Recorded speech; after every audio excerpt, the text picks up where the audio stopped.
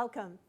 Hi, I'm Patty Eaton. I'm the Public Information Officer here at the Emergency Operations Center in Santa Clara County. I'd like to welcome you back. We had a brief technical difficulty, which we apologize for, and we're glad to be back.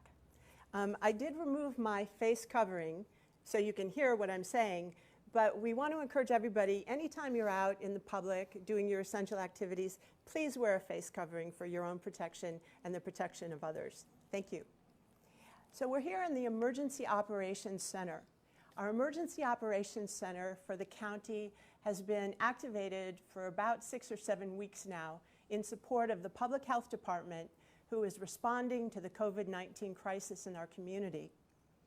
Our Emergency Operations Center currently has about 200 people working in 5 locations to help respond to this crisis and to support our community in many different ways.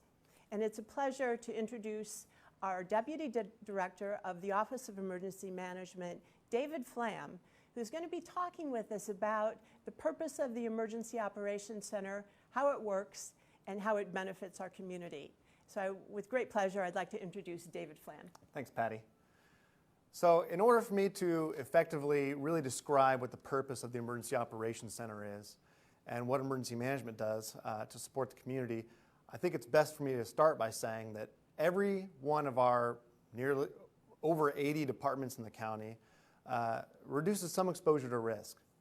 Some of those departments and the risk they reduce is pretty obvious, such as the fire department or police department, which reduces exposure to risk of structure fires and wildfires and medical emergencies, as well as civil disorder and crime, respectively. Some of the departments and the risk that they reduce is less obvious, like our finance department, which reduces the exposure to risk of poor money management, or the planning department, which reduces the risk of poor land use planning. Well, the Office of Emergency Management, the risk that we reduce is the risk of what we call interoperability, or the ability for departments to all work together. The over 20,000 employees that work for the county all work in those various departments and have different professional lenses by which they see the world and different languages by which they speak about it professionally. So by giving them a location that allows them to work effectively together, a process, which is the action planning process that allows them to set objectives collaboratively, and a language, which is the language of the Incident Command System and the Standardized Emergency Management System and the National Incident Management System, we give them a common language to speak in that Emergency Operations Center. And by doing so, we reduce what we like to call the Tower of Babel effect. And we become the Rosetta Stone for local government in time of disaster.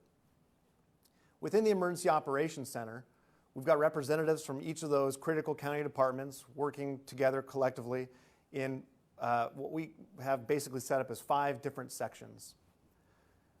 The first of those is our operations section, which is made up of our emergency response agencies, the fire departments, the EMS agencies, the police and sheriff's departments. Those folks work together on the operational components and supporting the tactical aspects and operational aspects of the field from our Emergency Operations Center. We also have our planning section, which focuses on building our emergency action plans every day, which has all of our objectives, maintains our situational awareness so we understand what it is we're addressing and dealing with on a daily basis, and we can prioritize the issues that come up daily. We also have our logistics section, which is focusing on supporting all of the logistical needs that are happening in the field. For this event specifically, some of those needs are the personal protective equipment, medical protective equipment, setting up and ordering the field medical hospital, the FRC as we're calling it, the Field Respite Center, which is also supported by our operations section. They're processing a number of resource requests that are coming from the various municipalities that we serve, as well as the people that we serve in our county. We also have our finance section, which is tracking all of the costs to the county from this event and helping to ensure that we can maximize our cost reimbursement from the state and federal government through the mechanisms that are in place to help us do so. And then we have our management section, which is made up of our county executive office and representatives from our county council's office as well. as is our public information officer component, which is all about communications.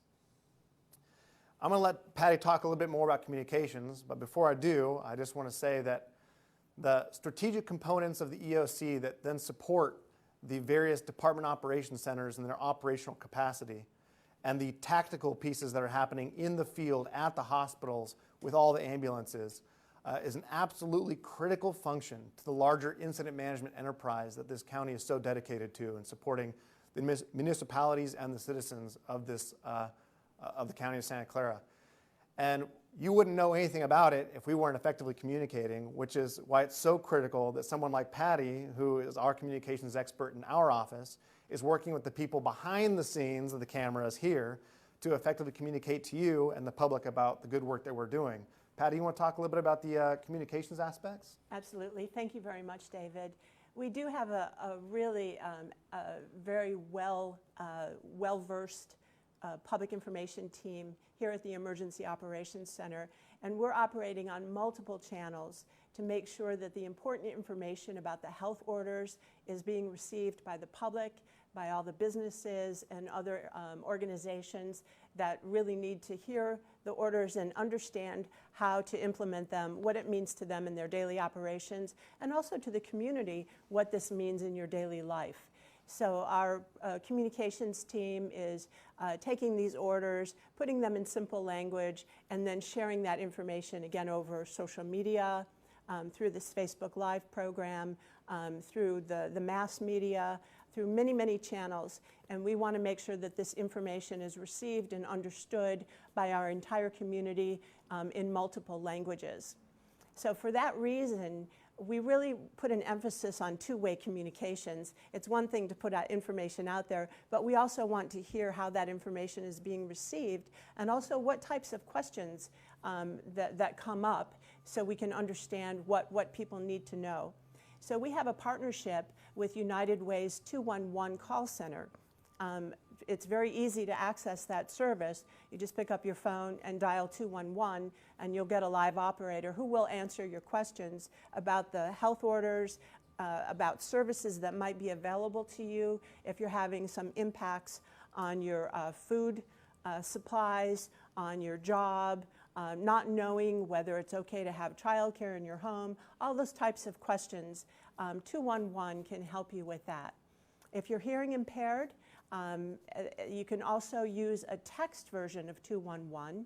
You just, in the two area, you put 211, 211, and then in the message section, put coronavirus. Plug that in, and you will get information via text on your phone. So again, our public information team is working really hard to get the appropriate information out to the community so you can stay safe and understand what these protective measures mean for you.